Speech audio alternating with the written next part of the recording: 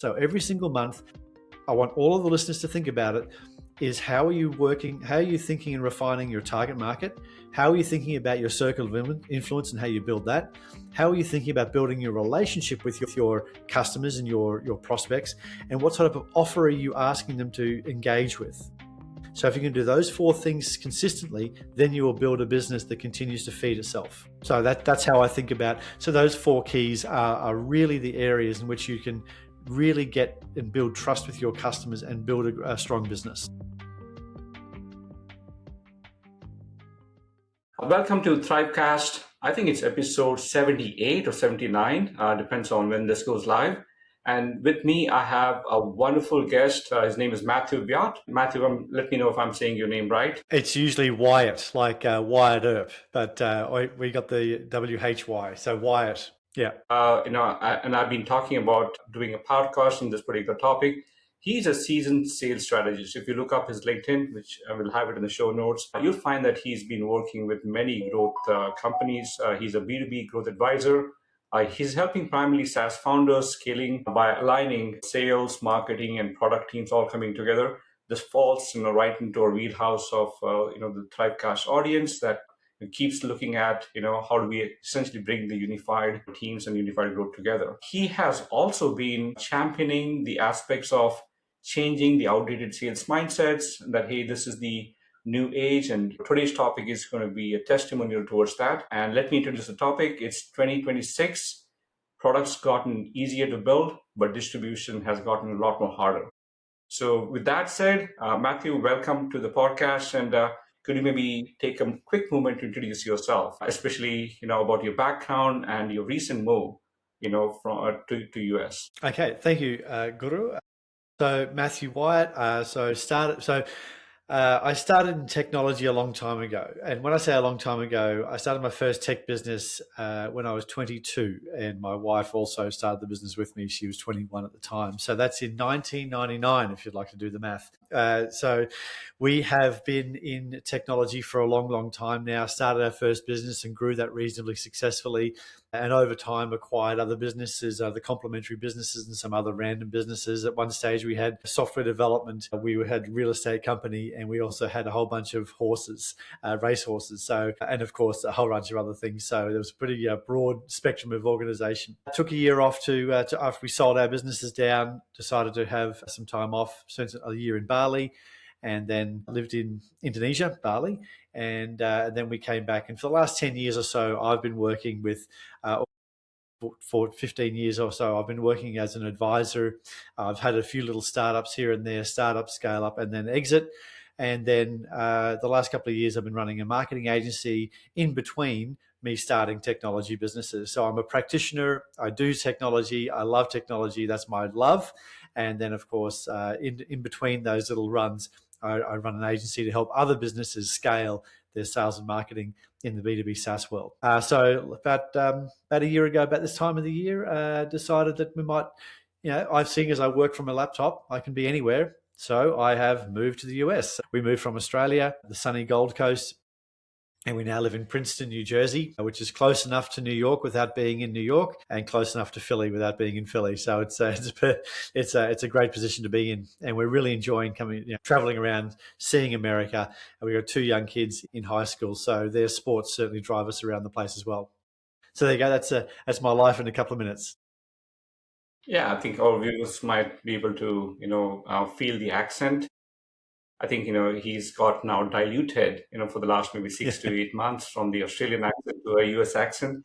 So welcome again to the US, Matthew. Matthew, thank you. I want to start off with maybe if you set the stage. It's 2026. We are in, almost mid Feb, to almost late Feb. Looking back, things have changed very rapidly in the last maybe 2 to 3 years, especially the last 1 year or so.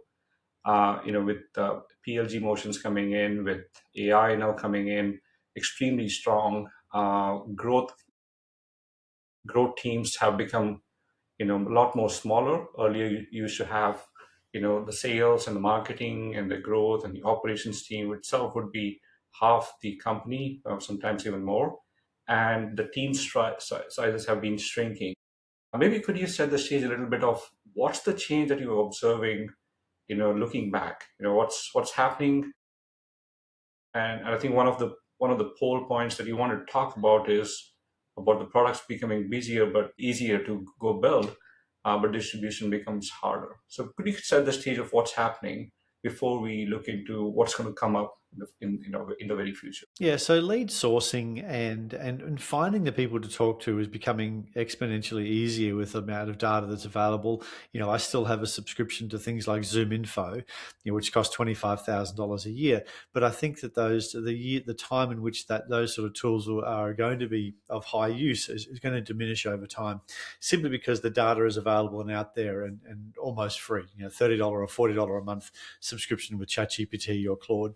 And of course, with products like Clawbot, people are starting to create networks and teach the bot on how to actually go find that. I've helped some of my clients build secondary and tertiary networks and how to actually communicate with those people through using AI. So communicating with that is at scale. Publishing content is now at scale, and also product development is now at scale. I can go on there and I have, with my own spare time, built things using vibe coding, Base 44 and Lovable, these types of products. The thing is, though, at the end of the day, what happens is humans still need to communicate human to human. And how the market has changed over time is that the human used to be involved much, much earlier in the sale. So back in 1999 and through the 10, 12 years that I ran my first business, is that we would put an advert in the newspaper, dating myself at my very old age. People would phone us, also, once again, dating ourselves and how old we are. But what would happen is people would put an advert in the newspaper or a magazine and people would phone us. And the salesperson over time would then have a number of phone calls, number of conversations, number of demonstrations. They would provide documentation and credibility and trust and customers to talk to. And all of these things would happen. And then the person would be able to ask for the money. Today, Google have named it the messy middle. People become product or problem or company aware, then they go Googling, they go looking around. And what happens is the people who are publishing, people who have built a personal brand, people who are out there talking about the issue and really describing the customer's issues, the ones getting attention, they're the funnels you fall into, and then you become part of their marketing machine. And so I was online on LinkedIn, and a person messaged me saying, do you want financial services? I won't go through the whole message, but basically saying, do you want financial services? And the next day sent me an email, sent me a message on LinkedIn saying, let me know if that is not of interest. Well, first of all, I don't know you, like you, or trust you. This is the first message you've sent me. I sort of do want financial services, but why would I want to go with him? So I went and Googled it and found a person who was publishing stuff, who was putting out content, who was putting out videos and articles.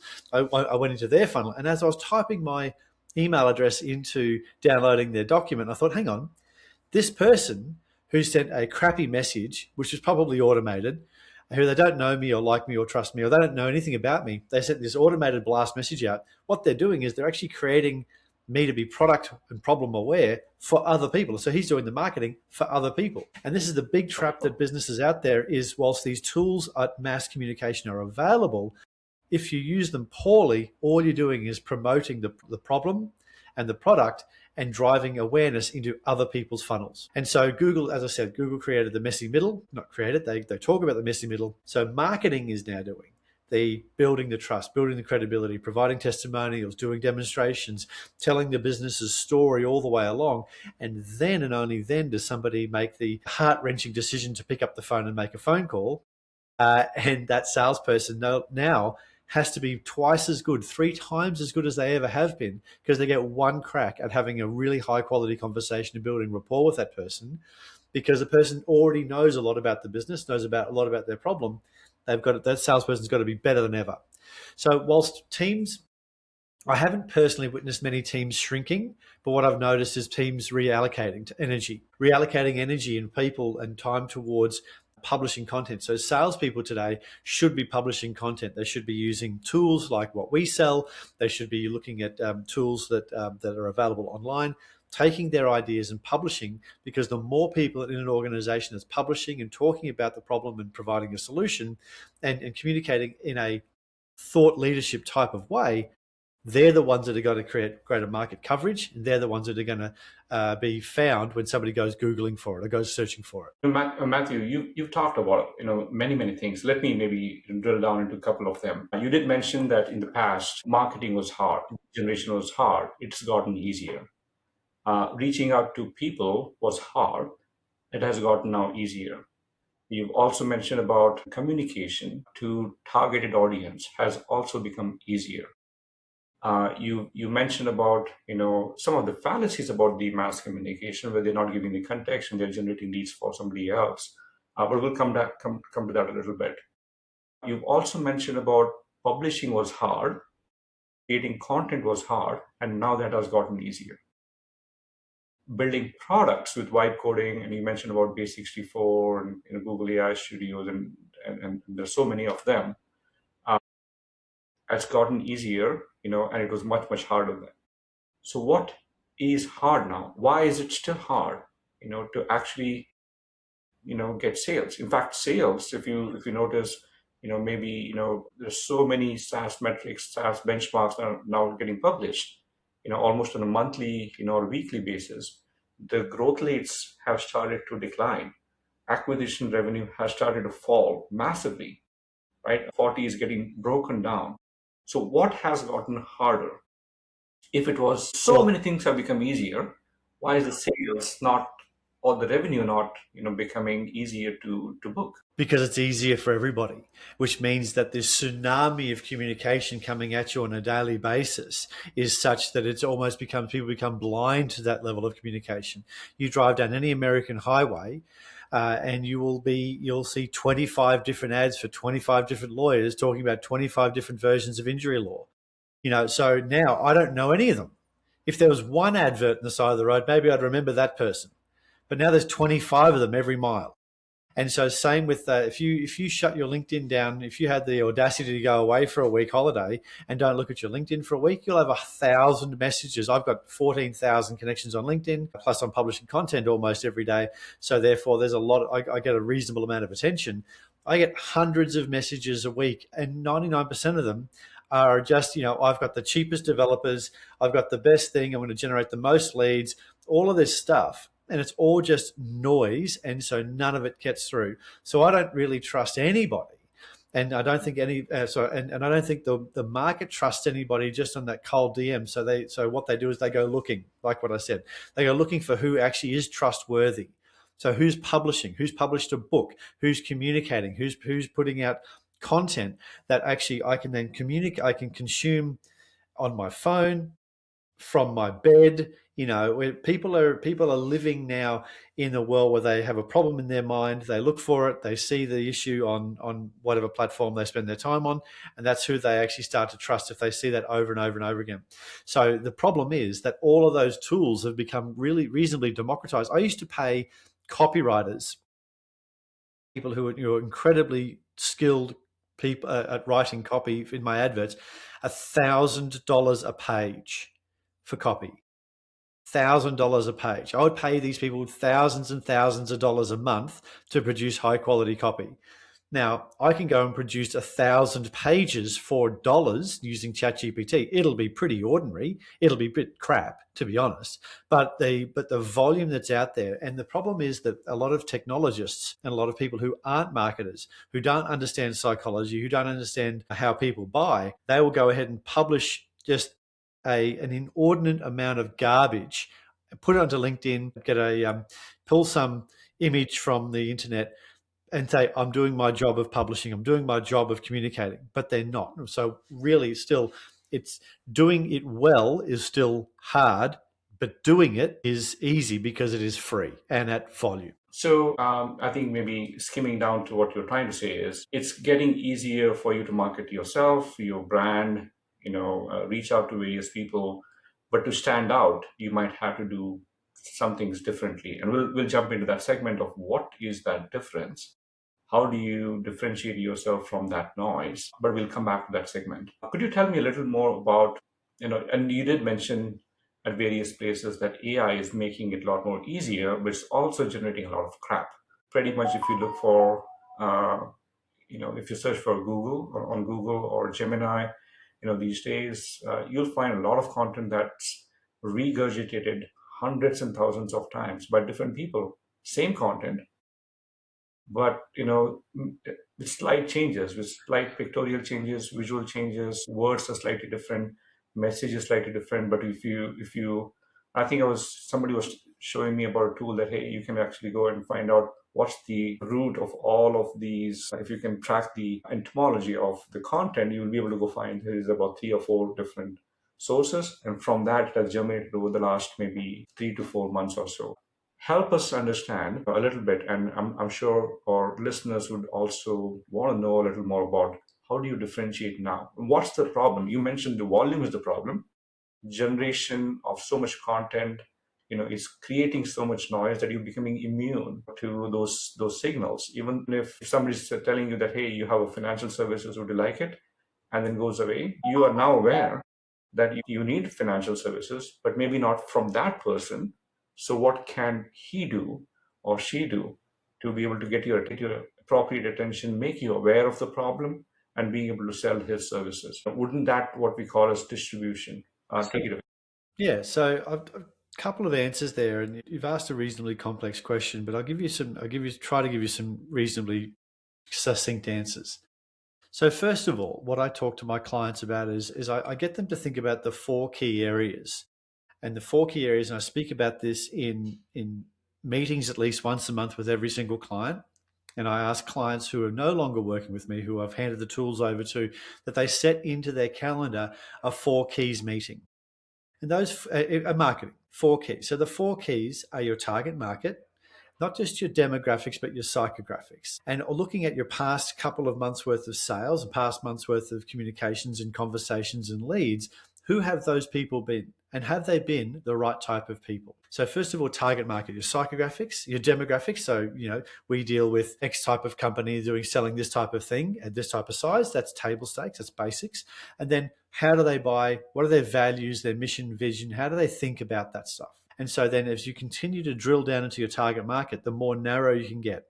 And this is the thing that a lot of technology people get wrong, is because they build technology and they're probably pretty smart, they probably can fix most problems for most businesses. But nobody wants a generalist.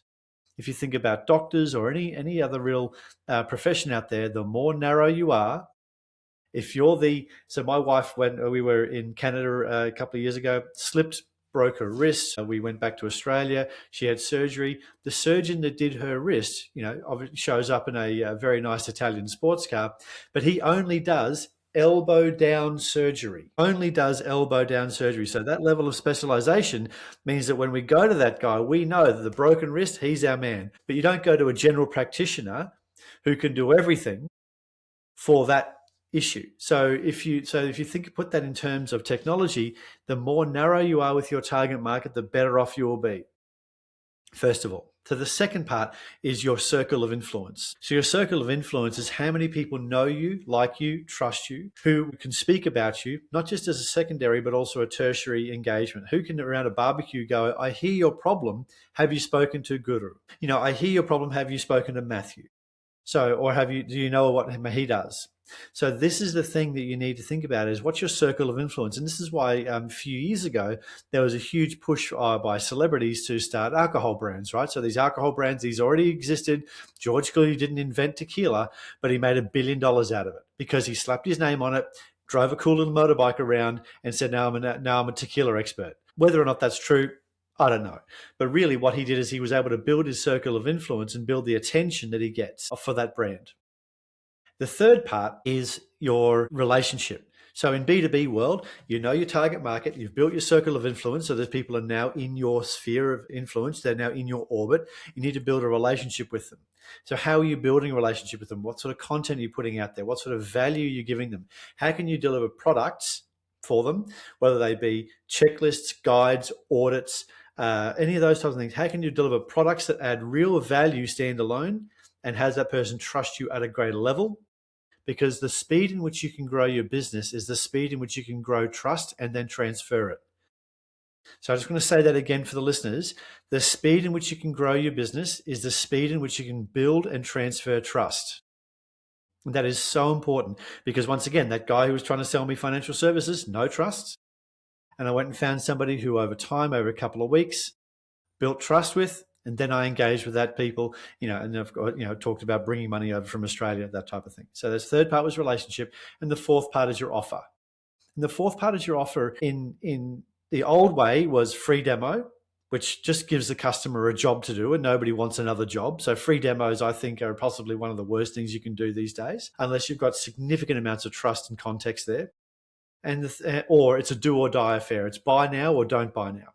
So what I do is I train most of my clients to do a step in the sales process in which they create the offer that gets them to do that, put a little bit of money in. So a lot of my clients are selling to large organizations. They're selling, $100,000 to $1 million solutions to these large organizations. And if a person's not willing to spend $5,000 as to understand the product's value, they're not going to spend $1,000 on the product. So what I would do is I now talk about monetizing the sales process. So every single month, I want all of the listeners to think about it is how are you working, how are you thinking and refining your target market? How are you thinking about your circle of influence and how you build that? How are you thinking about building your relationship with your customers and your prospects? And what sort of offer are you asking them to engage with? So if you can do those four things consistently, then you will build a business that continues to feed itself. So that's how I think about. So those four keys are really the areas in which you can really get and build trust with your customers and build a strong business. So apologies, listeners. We took a small break, technical issue from Riverside or tool that we are running with. We are back again now. So Matthew, we were talking about the four key elements, and Yes. You did mention about a story about the surgeon that you went to, the very specific small segment that you go after, and the four key areas. Let me ask you, this is very novel now. This was the playbook, but for a very long time, most companies would go build generic platforms. They would go look at horizontal spaces, and then they will build singular apps on top of each of them. But over 3, 4, 5 years, their messaging, their everything becomes so very generic that they really would not stand out. And also they would become very expensive. So maybe circling back, what would you advise the startups, the grow ups, if you will, somewhere between maybe 2 to 10 million ARR companies? How should they think about this coming market? There's a tsunami of outbound that's still coming, and it will grow worse. There's a tsunami of content and publishing, probably bad content, that's going to come up for the next maybe 3, 4 years until we tap it down. What will change according to you, what will change for marketing? What will change for product? What will change for generic product, if you will? And then how do you differentiate? You did mention about a little bit of differentiation, but from a role standpoint, how should they change? So there's a whole range of questions inside there, and I'll see if I can unpack those for you. So really what people should be thinking about from 2026 onwards is how they can continue to build and strengthen their personal brand and products. So products and businesses are emotionless entities. Businesses don't buy things, people buy things. And so people want to buy from people. This is why Mr. Beast now not only has a chocolate business, a YouTube business, a financial services business. So he's got all of these different businesses because he's got the attention. He's built that circle of influence around him, so he can continue to push those products out there. So really, it's about gaining, holding that attention and providing value to those people. So really, every single salesperson and business owner in that $2 to $10 million range that you mentioned, the biggest hack that they could deploy right now is to double and triple down on their personal brand and their own story. Because the market doesn't really care about your business or your product, because good products are table stakes. Business names are forgettable, more forgettable than ever before, unless you've got $1 million or multi-millions of dollars to throw at a naming campaign and a logo campaign. But really, if you want to stand out in that $2 to $10 million range, it's about building personal brand and communicating one-to-one at scale. So that's really that's the only way that I see can do it. So first of all, you get their attention, because Gary Vaynerchuk from New York, from VaynerMedia, says that the number one asset that a business brand or personal, the personality is that personal brand thing. And what I've been saying to customers a long time is the only reason you don't have enough sales is not enough people know about you. Simple as that. So you need to be, and so that's the first thing. Second thing is we're certainly with social media, even though it's been around for many, many years now, it is still the best way to deliver content, valuable content to the market. Now, before we used to put adverts out, static adverts, just to put adverts out. Today, what we are recommending our clients do is they run free content, find the stuff that over indexes, and then turn that into an advert. So test the market, because I'm tired of guessing what the market's going to enjoy or look at. So we put out free content, we put out lots of stuff, and then when something actually grabs the market's attention, that's what we use to run adverts against. So it's we've got a free testing environment. Go on. Yep. So if I can interrupt you there a little bit, could you unpack a little bit about, I think, this is a very interesting question. And by the way, we are live on LinkedIn and we just got, a couple of comments, from people who are listening there as well. The question that we are now seeing there is most founders in this particular range that we talk about, somewhere between 1 million to 10 million ARR, most founders are either product managers, they are engineers, they're not good marketers, they're not good salespeople. But your advice is that they should put their own brand first. They are very shy. Engineers are very shy. Product managers are very shy. So that's contrarian to what you're saying, that hey, let the founders change their natural being and become not so shy, become more extrovert and put their own influence first rather than the company influence. Do you want to take maybe a quick moment to say, is that a change, and what would you recommend most founders do in this particular case? Well, the problem with that is that the most technical people that I've dealt with, and I've dealt with some incredibly, like the smartest guys and girls in the room, and some of my clients have been those smartest people in the room, people who are best and most suited to sitting behind a keyboard. Now, I'm not saying those people need to change their personality. That doesn't make sense. But they need to find somebody who can represent the business. They need to find somebody who can communicate about the business. Now, if you can't afford it, you don't want it, that's okay. But you need to be able to find ways to communicate your value. And even if you're the nerdiest of nerds, the smartest of the smart, the most engineering engineer that ever engineered anything, those people still have lots to say because they're super smart. And so what they need to do is they need to find where's that, when you're digging for gold, you're looking for the vein of gold. And so the vein of gold that lives for those really smart people is usually in their answered questions, the lessons that they provide to the marketplace. So if these people just went through their outbox, their sent items, if they went through and they went and looked at the questions their internal team asked, because the internal team's going to ask some pretty hard questions, because often these really smart people, they bring younger developers, younger engineers to them, and they help them, they teach them stuff. If they go to the lessons I've taught, the sent items that they've got in there, and just look through there, the questions I've answered, there is a rich vein of valuable content you can share. And even if it's super nerdy, somebody will like it. And so there's that, or somebody in the business needs to represent the business and communicate that value. And the biggest challenge of businesses that I come across who have got to $2 million, they've sold to friends and family and referrals, and they've done just a really good job, and they've got a fantastic piece of software, and people, but they want to put their foot down. Maybe they've taken some investment, or maybe they just have an internal drive to grow a bigger business beyond a lifestyle business that they might have. It's time to grow it. And the challenge with that is they go, well, I need to get more referrals. Well, you can't just spend money and get more referrals. You can ask for more referrals. You might get some, but you can't, there's no lever, there's no tap to turn on to get more referrals. So what happens is they grew the business by being the best product people, but what got you here is not going to get you there. What got you to 2 million is not going to get to 10 or 20 or 50. Even if people start quoting, oh, well, what about the Atlassian guys? Or what about the Google guys? Well, the volume of PR, public relations, they go, oh, we don't do marketing, which is complete BS. They just do marketing a different way. They do marketing by doing an interview with somebody, by being on a podcast, by sitting on a board, by having somebody in their organization communicating that value at scale all the time. And so what I used to say in my business as it grew, I was lucky, maybe not lucky. I was burdened by not really knowing. The last time I wrote code was at school, so I am not anywhere near a coder. But in my meetings with my people today would call it a town hall, but in those days I just called it a company meeting.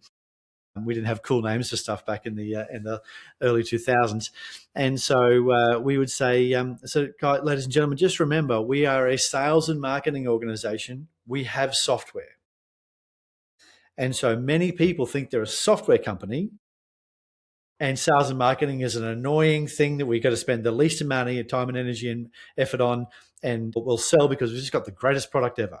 Well, I'm sorry, but if you build it, they will come only applies to ghost baseball players. The movie Field of Dreams. It doesn't apply to real world. So you need to be thinking about you might be able to build it. You still got to tell everybody about it and promote it and drive traffic to it and engage with your market. That's wonderful advice. Get real, shed your introvert skin, get out there, and then figure out a way to market yourself. Or just get somebody else to do it. Like, you don't need to. Sorry, mate. I don't need to talk over you. The lag. You don't need to do it, but you can still engage somebody in your organization to do it. That is, or you've just got to get over yourself, because if all you have is a hammer, the whole world might look like a nail.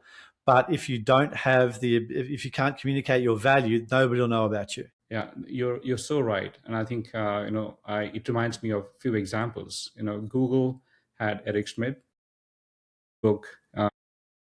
It used to be Mark Zuckerberg in the beginning, but with so many PR stumbles, he had so many people that he had over a period of time. Sarah being one, and I think the list goes on and on. So you're so right about find the right people who can communicate that value. Find the right people who can become that key magnet for the circle of influence. Exactly. And one other thing there with Zuckerberg is that the clever thing there that he may or may not have understood overtly, but he understood maybe deep down, was supply and demand.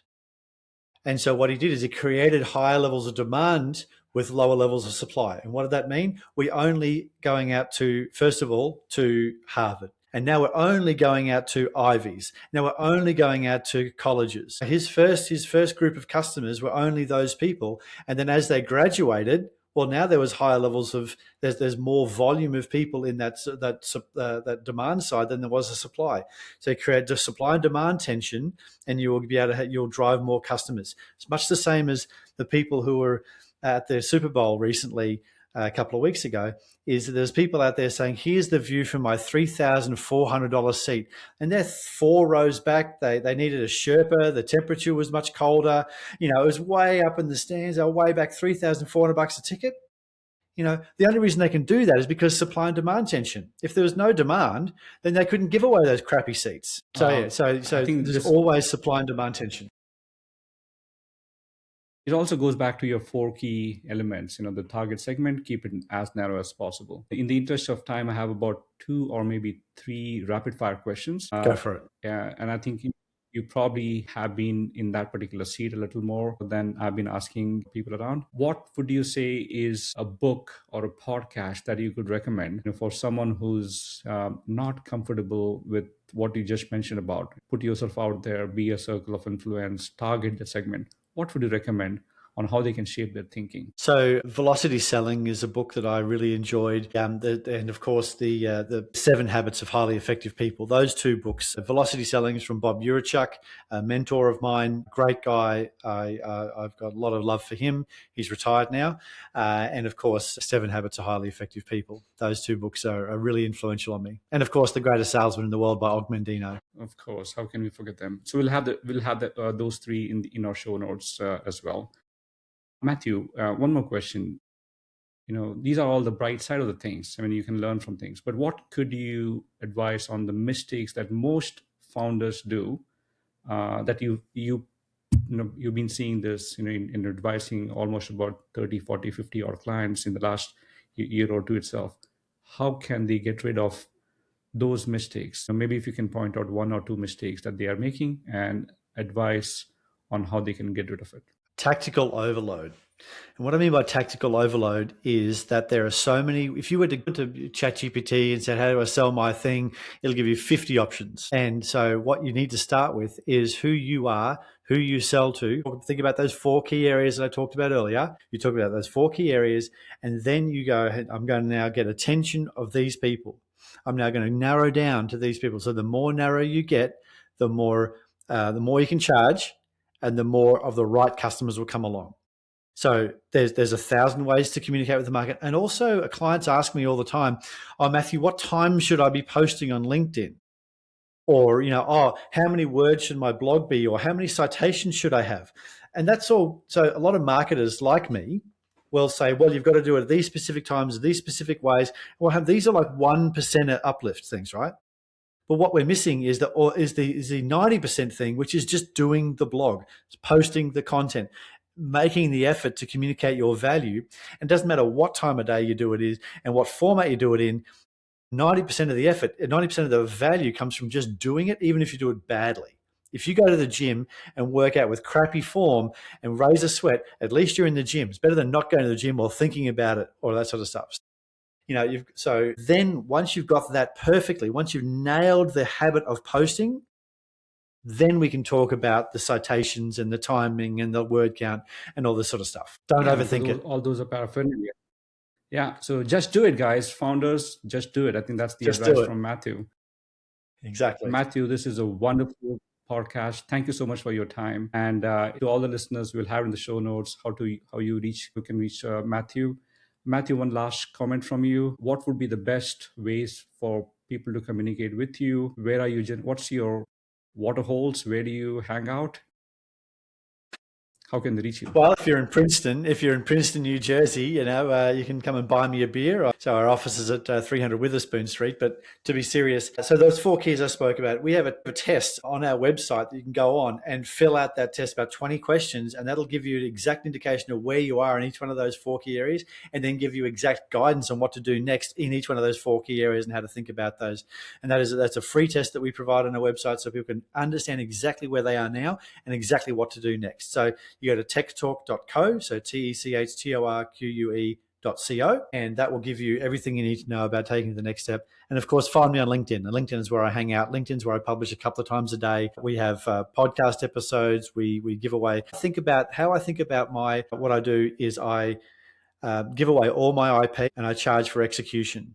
So if you want to ask me a question, almost anything, I'll answer it. I have nothing to hide because I think IP these days is a diminishing value asset and execution is an increasing value asset. So that's how I'm hedging my business towards more that execution piece. So, and of course, if you're really early stage, I am a mentor at startups.com. So there's a community of about 6,000 startups in there asking lots of questions of incredible humans. I'm just one of the mentors. There's dozens of other people there that are specifically good for you. So that's how you can find me. Thank you so much, Matthew. There you go, team. We have Matthew, founder of Tech Talk, and we will have his LinkedIn ID and his website in the show notes as well. Again, Matthew, I appreciate your time. Thanks very much. Bye for now. Thank you.